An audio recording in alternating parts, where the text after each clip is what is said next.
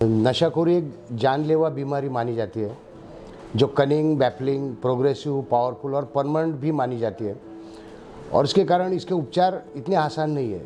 सबसे पहले तो कोई तैयारी नहीं होता है ट्रीटमेंट के लिए, और फिर अगर तैयार भी हो गया, उसको यहाँ तक पहुँचाए भी या लेके भी आए, तो उसको यहाँ पर रहने के लिए प्रेरित करना, यहाँ पर जो अलग अलग क्रियाकलाप होते हैं, जो थेरेपीज़ होती है, उसमें सहभागी होने के लिए मोटिवेट करना, ये भी बहुत ज़रूरी काम होता है। और कई बार एक शराबी लेजीनेस का शिकार होता है, वो कुछ करना ही नहीं चाहता, या फिर उसको ये लगता है कि बस मैं नशा करता हूँ तो कोई गलती नहीं करता हूँ।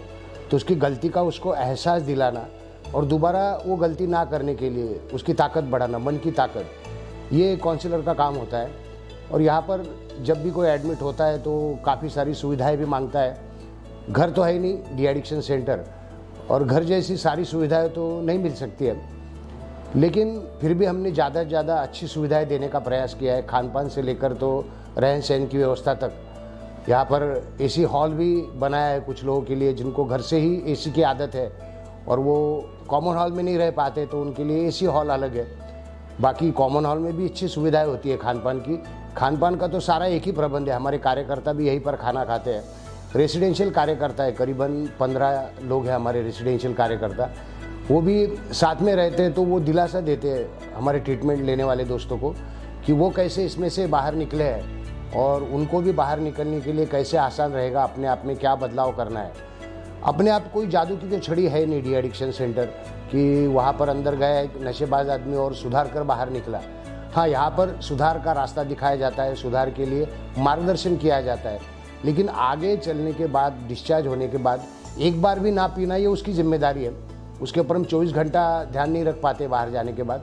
और घर वाले भी कई बार ये बात समझ नहीं पाते, उनको लगता है कि कभी कभार पिएगा तो प्रॉब्लम नहीं, और डिसीज़ ऐसा कहता है कि ये व्यक्ति कभी कभार नहीं पी सकता है, इसको एलर्जी है। Mental obsession and physical allergy ऐसी बीमारी है।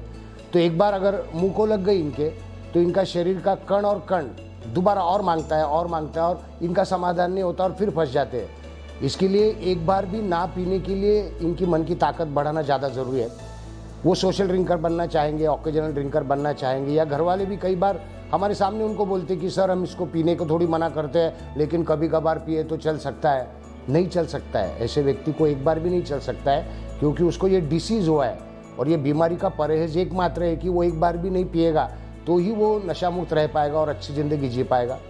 हम काउंसलर्स बार बार वो जब नाराज़ होते हैं, जब घर की याद आती है, जब बाहर जाना चाहते हैं या फ़ोन करना चाहते हैं, डिस्चार्ज पाना चाहते हैं, तो उनको समझाने का प्रयास करते हैं कि उपचारात्मक माहौल या फिर थेरेपिटिकल एटमॉस्फेयर जिसको कहते हैं, उसमें रहना उनके लिए ज़रूरी होता है। क्योंकि यहाँ पर सवेरे उठने के बाद रात को सोने तक जो टाइम टेबल है, जिसमें योगाभ्यास है, प्राणायाम है, मेडिटेशन है, पीटी है, ग्रुप काउंसलिंग है, ये सब शिस्तबद्धता है, उनके व्यक्तित्व में एक डिसिप्लिन देने का प्रयास करती है। यही डिसिप्लिन के साथ अगर वो बाहर कंटिन्यू करते हैं तो निश्चित है कि हर आदमी नशा मुक्त हो सकता है।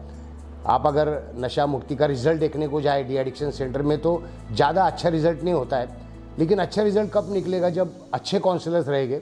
और हमारी विशेषता ये है कि हमारे यहाँ पे सारे इसी में से निकले हुए जो दोस्त हैं वो काउंसलर करके आज काम कर रहे हैं, तो अपने अनुभवों का वो अच्छा फ़ायदा पहुँचा सकते हैं हमारे नशेबाज दोस्तों को, और इसी के लिए हमारा रिकवरी रेट भी बहुत अच्छा है।